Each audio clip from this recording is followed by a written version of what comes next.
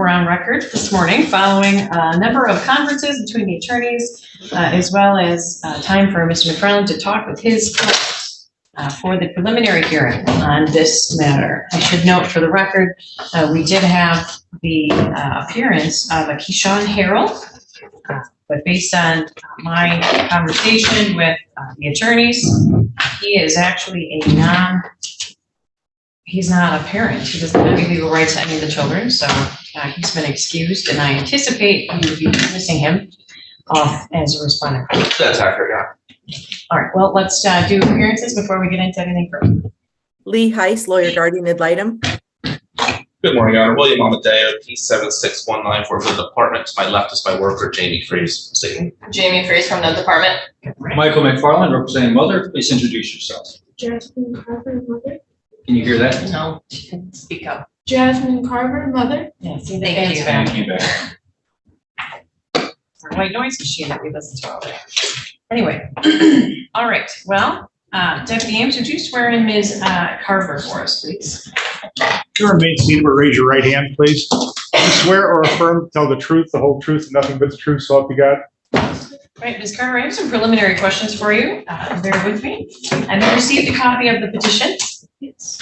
Okay. And do you believe, are you a member of any Native American tribe or band, or do you believe that you would be eligible for membership or have any reason to believe that your child or any of your children could be eligible for membership in any Native American tribe or band? No. Are there any other matters? I see we have a DS and a DP case here, both 2023 cases. Do those concern your children? Are those like support cases or something? Yeah, I filed child support on both their fathers because they were not present, and I had tried to work out agreements throughout the years and it just never worked. And so I finally stepped up for me and my children, and then all this happened. Well, it's okay. I just need to make sure that these are the only other cases that concern your children. Like, does any other court have any cases open? I do She have, has been arrested, Your Honor, so there is a felony charges downstairs. All right, but that's just for you. That's not on the children. no. Okay. It's child abuse, felony child abuse. Yes. Okay, No thank you. No contact between the children. Thank All you. right. What I'm talking about is like guardianships, for example. Sometimes children will be in a guardianship with a relative already or something like that. So you just need to make sure we know about all the court cases that do involve your children. Okay, so you do have a right to trial on the allegations of the petition. You have a right to ask for placement today. You have a right to admit or deny anything in the petition. If you'd like to have a jury trial, you'll need to request that within 14 days in writing. My understanding, Mr. McFarland, is that your client would like to put in a no contest plea. Is that right? That is correct, Your Honor. She was arrested on August 15th, 2 counts of child felony endangerment, is my understanding, Your Honor. Because of that, she was standing here. So if you enter a no contest plea, I'm essentially going to consider all of the allegations in the petition as accurate. Do you understand that? I'm sorry? Yes. Thank you. Okay. Okay. I think that's it for now. You have the right to have the petition read onto the record. I'm happy to do that unless you prefer to wait. I don't need that, as we've gone over it. I believe that's the choice also, is that correct? Yeah, I'm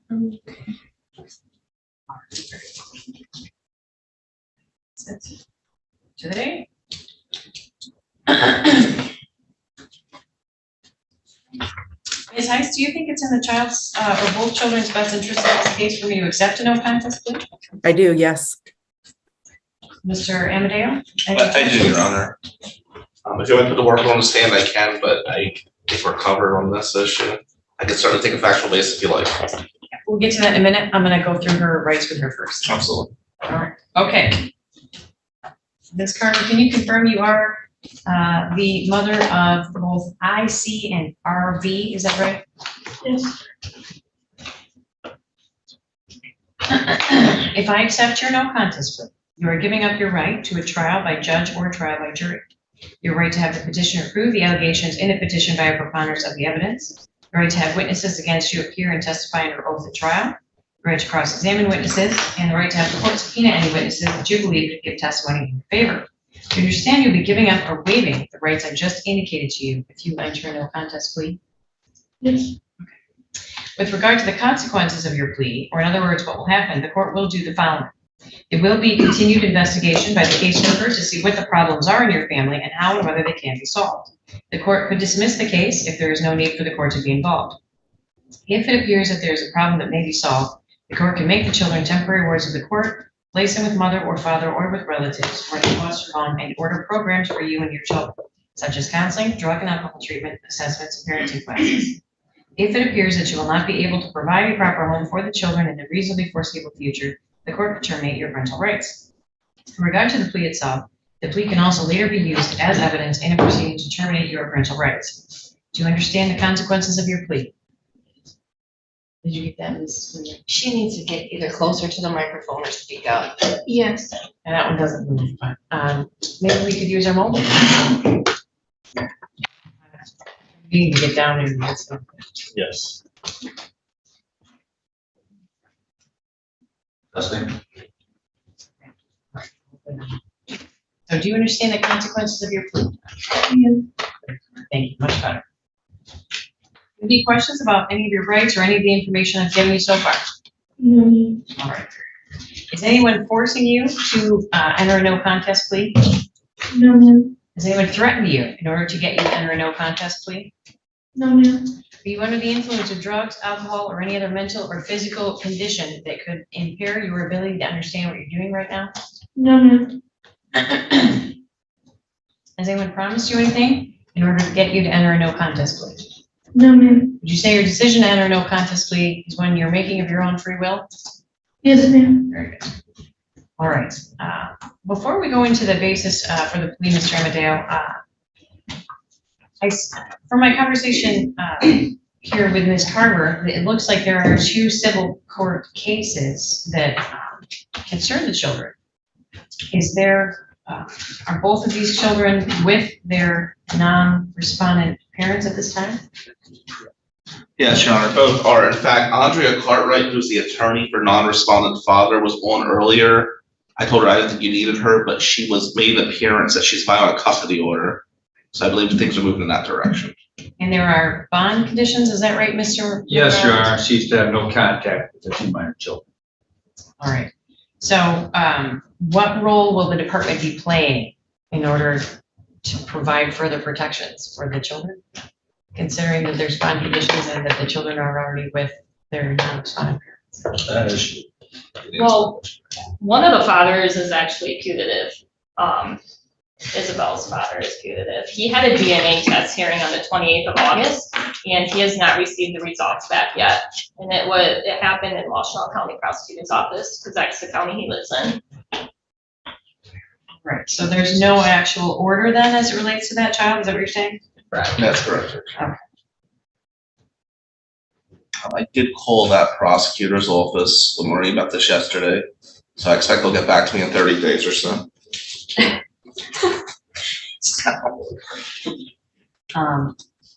Curry is the father's name. He told me, they told him it takes about 4 weeks to get results back, and he told me he would send me the results when he gets it. All right.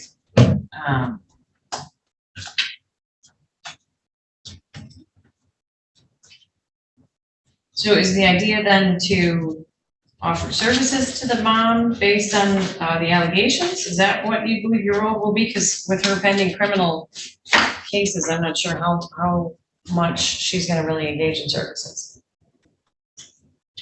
I mean,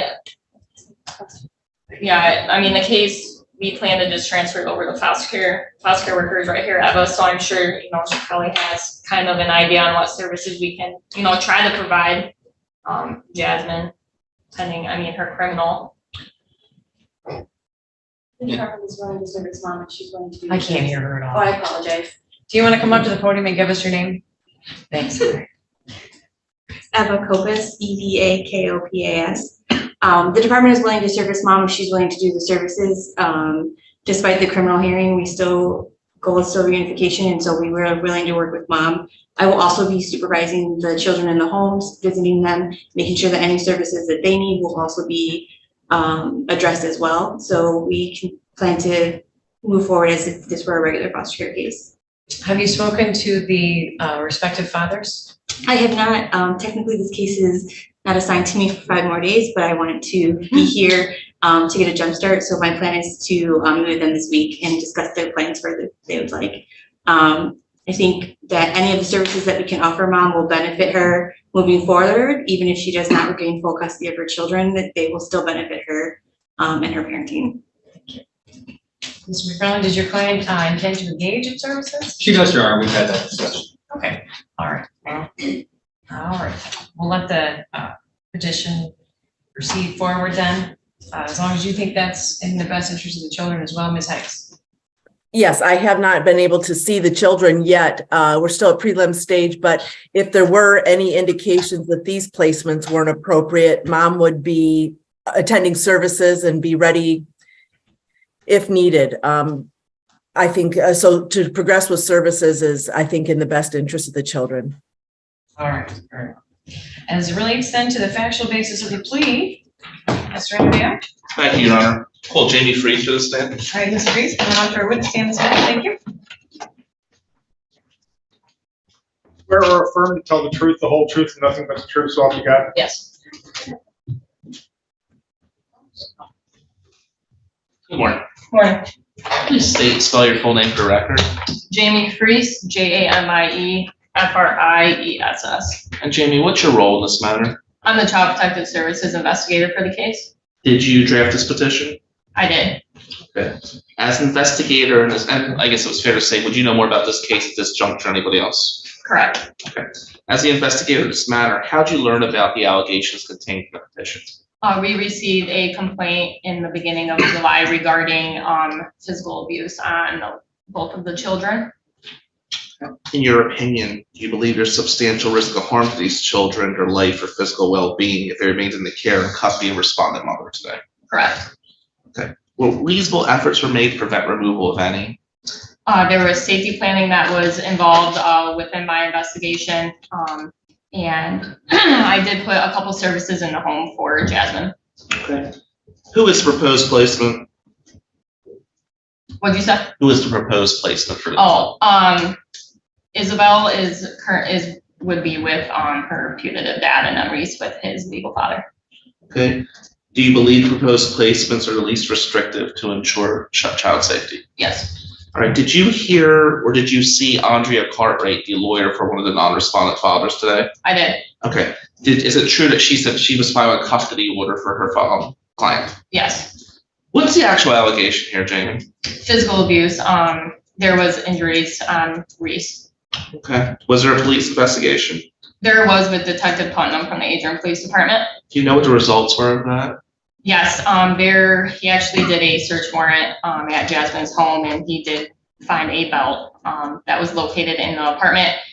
He sent his report over to the prosecutor's office, and then they authorized third-degree child abuse charges on Jasmine and Keyshawn. Okay, so is it accurate that Ms. Carter has one count of child abuse third degree? Correct. And to your knowledge, is it true that Keyshawn Harrell's not living in the house? My knowledge, correct. And he is not the bio dad? Correct. Nor is he the legal dad, correct? Correct. Okay. So can you tell us about the safety plan you put in place? In the beginning of my investigation, when I spoke with Jasmine, both children were actually not living with her. They were with other caregivers. And I asked Jasmine if the children could stay with those caregivers for the time being until I could fully, do my investigation, because it was the very first day I got the case. I didn't really know much about it. And she did not follow that safety plan, and she picked up the children that day. And so I put a safety plan in that Keyshawn is to not have any unsupervised contact with the children, and then not to use physical discipline on the children. Based on your history in the field and on this case, do you believe there's statutory grounds for jurisdiction? Yes. What would they be? The medical exam that was done on Reese, definitely, the results that came back on Reese, the safety planning that wasn't followed right in the beginning of my investigation. Jasmine still till this day cannot tell me where the bruises came from on race, so there is a huge, risk of harm for the children and the children's disclosures that were made during the interviews. Would it be fair to say there's substantial risk of harm to the children at this point? Yes. All right, if Judge Saul were to authorize this petition and provide relief requested, what is your recommendation for parenting time, if any? Well, due to the ongoing criminal, parenting time would need to be suspended until the bond conditions maybe get lifted. Would it be fair to say that there would be no recommendation for parent time because of those criminal bond conditions? Correct. Is there anything else you want to add for Judge Saul? No. Your Honor, at this point, I ask that all supporting documents be admitted, and I have no further questions for this witness. Objections? None. No, Very good, they are received. Any questions for this witness, Mr. McFarland? I do. If my client's bond conditions were lifted to have supervised parenting time in the felony case, would that be something this agency would then go ahead with supervised parenting time? Yeah, as long as the bond conditions are lifted. Okay. If the putative father turns out not to be a biological father, my client would like to have her own biological father considered for placement. Can you get that information from her? Yes. Nothing further. Well, I guess. Yeah, nothing further.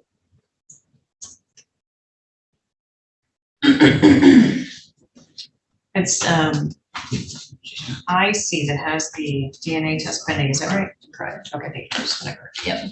All right, any questions, Ms. Heiss? Ms. Freese, what is the arrangement for sibling visits? That's a good question. That would be a question probably for the foster care worker. Okay, so as we leave CPS investigator and going into foster care, is it true that your recommendation is for supervised visits if and when the criminal no contact is lifted? Correct.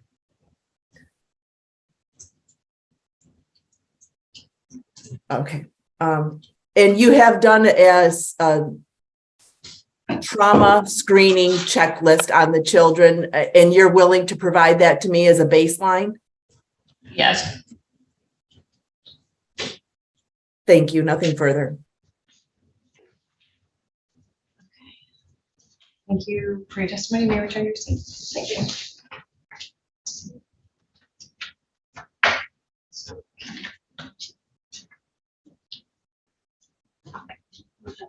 All right. Anyone else would like us to hear from? No, thank you, Your Honor. Good. All right, attorneys, are you satisfied with the advice, rights, and factual basis of the plea? I am. Thank you, Your Honor. Yes. Thank you very much. The court is also satisfied that the plea is knowingly, understandably, and voluntarily made with a full understanding of the consequences, and that the record supports that one or more of the statutory grounds alleged in the petition are true. And of course, stems from the allegations of physical abuse in this case that have arisen to the point that they have triggered criminal charges against this particular parent. And so the allegations in this day, thank you. The court just received a copy of the written advice of rights. It's, our parent has acknowledged that she's received.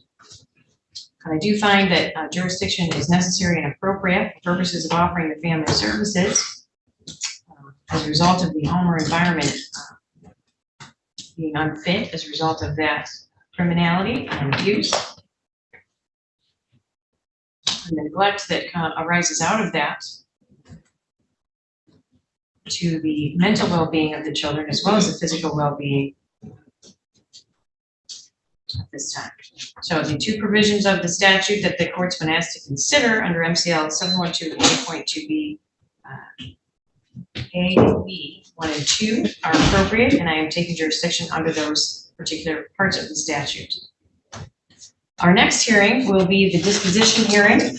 That is where the case services plan will be reviewed by the court and determined to be well, and that will be what governs your road to unification as far as this court's concerned. I can't do anything or affect anything as it relates to your criminal case that's being handled by a different judge. So in the event that your bond conditions change and parenting time may become available to you, that's something that we can talk about here. That's going to continue to be governed by our court, even in the event that your bond conditions get changed to allow you to see the children. Do you understand? So yes. Yes. Any other issues for today, Mr. Amadeo? Just a couple, Your Honor. Just whenever, I didn't hear a date yet, correct? No, not yet. I'm looking right now. They'll need an order today because there's a removal, and just a couple of housekeeping things. The two siblings, based on Ms. Place's question, are in different locations. Actually, a distance apart, like Ipsy and Canton, you said? Ipsy and Belleville. Ipsy and Belleville. So we'll see what we can do about getting them some time together. And for what it's worth, I'll reverse Mr. McFarland. If Ms. Underwood wants to reach out to me, I will talk to the prosecutor about bond conditions. If Ms. Carter, hopefully she gets us down on misdemeanor or something, but if the bond condition is removed, I have no issue with supervised visitation if they're talking to my team, Judge. I will address that with Ms. Underwood.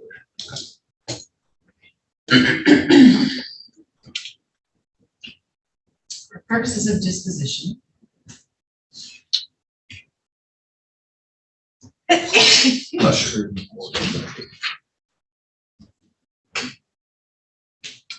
All right, so between now and then, Ms. Carver, they'll be reaching out to you to sit down to talk about that case services plan, and it's important that you be part of that, to look at the services that they want you to do, to determine whether or not you can do them, where you're going to do them at. I'm sure it's going to involve parenting classes, therapeutic interventions, a psychological evaluation. These are all things that are typical when we have an abuse case like this, to try to identify the things that got you into this situation and help you climb out of it in a way that will prevent that from happening in the future.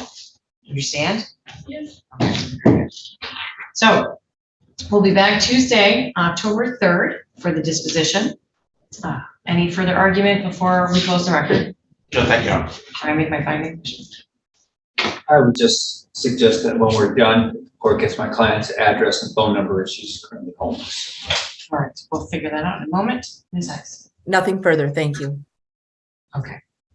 All right, it does appear that there is a risk of harm associated with allowing these children to remain in the care and custody of their mother, so the court order will reflect also that the children have been placed with their non-respondent parents under the authority of our court, with the requirement that they do see each other at least monthly. Hopefully 2 to 3 times a month will end up being what happens, but we'll leave that to be arranged by our foster care caseworker, parents. We'll continue to monitor the situation. The order will reflect that ICWA does not apply, and there's no reason to inquire as to that, but if one of these other parents, one of the fathers, has that issue, I would expect that to be explored thoroughly and immediately. Come back for the disposition, and in the meantime, I'm not going to allow parenting time at this juncture, but if something changes with your bond conditions, just let us know, and we'll have a look at what kind of parenting time we can arrange for you. Any other questions? I have one, Your Honor. I do see I am going on the 3rd to a conference. Oh. Maybe the 10th, we could do that date instead? We have Or a another full day that day. Okay. I have some time on the 9th in the afternoon, 1:30. That'd be fine, Your Honor. Make that work, Judge. Thank you. All right, so 1:30 on Monday, the 9th will be our disposition. Okay?